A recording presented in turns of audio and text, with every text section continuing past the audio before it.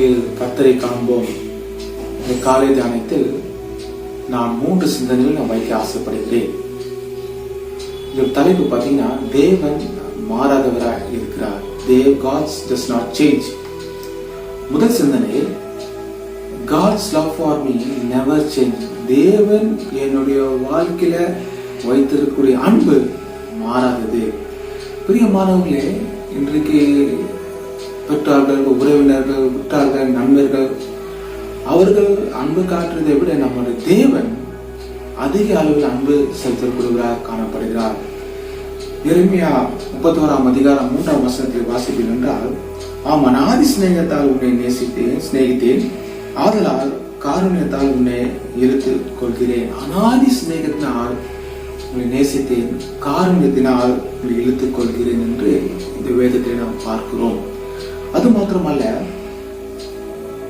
யோவான் எழுதின புத்தகம் 3ஆம் அதிகாரம் 16ஆம் வசனத்தில் வாசிப்பீர்கள் என்றால், God so loved the world என்ற வசனத்தை நாம் பார்க்கிறோம். தேவன் இந்த உலகத்தை அன்பு கூர்ந்தார் என்று பார்க்கிறோம். பிரியமானவர்களே, தேவனுடைய அன்பு நம்மை ஒருபோதும் பிரிக்க முடியாது என்று பவுலடியார் ரோமர் நிருபத்தில் 8:38 நாம் வாசிக்கிறோம். அப்போ தேவனுடைய அன்பு நம்முடைய வாழ்க்கையில் ஒருபோதும் மாறாது. இரண்டாவது சிந்தனையை பார்ப்பீர்கள் என்றால், God's word never change. தேவனுடைய வார்த்தை மாறாதது. வானமும் பூமியும் ஒழிந்து போகும், ஆனால் தேவனுடைய வார்த்தை ஒருபோதும் ஒழிந்து போகாது.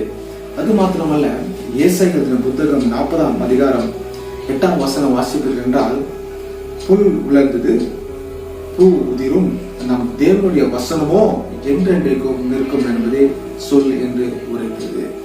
தேவனுடைய வசனம் என்றென்றைக்கும் நிற்கும்.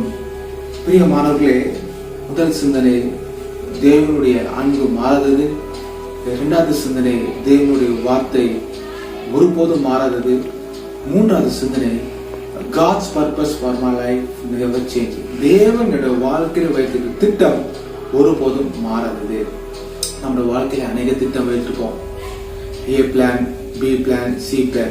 ஆனால் God's plan A, அவ்வளவுதான். அதுதான் தேவனுடைய வாழ்க்கை திட்டம்.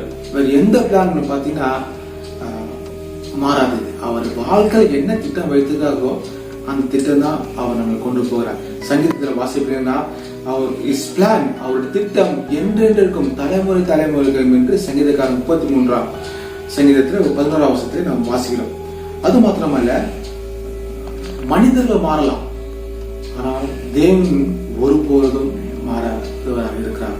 பிரியமானவர்களே, இந்த காலை வேளையத்தில் நாம் தியானிக்கும் பொழுது 3 சிந்தனை, தேவனுடைய அன்பு மாறாதது, தேவனுடைய வார்த்தை மாறாதது, தேவன் என்னுடைய வாழ்க்கை திட்டம் மாறாதது. பிரியமான இந்த சூழ்நிலையில பார்க்கும் பொழுது ஒவ்வொரு நாள் ஒவ்வொரு மாற்றத்தை பார்க்கலாம். உலகம் மாறிக்கொண்டு இருக்குது. ஆனால் தேவன் மாறாதவராக இருக்கிறார். இந்த காலை வேளையிலே நம் தியானத்தை இந்த நாளை ஆரம்பிக்கும் பொழுது 3 சிந்தனையை வைக்க ஆசைப்படுகிறேன். தேவன் மாறாதவராக இருக்கிறார், ஒரு அன்பு மாறாது, ஒரு வார்த்தை மாறாது, அவர் திட்டம் நம்முடைய வாழ்க்கையை மாறாது. நீங்க விசுவாசித்தால் தேவனுடைய மகிமை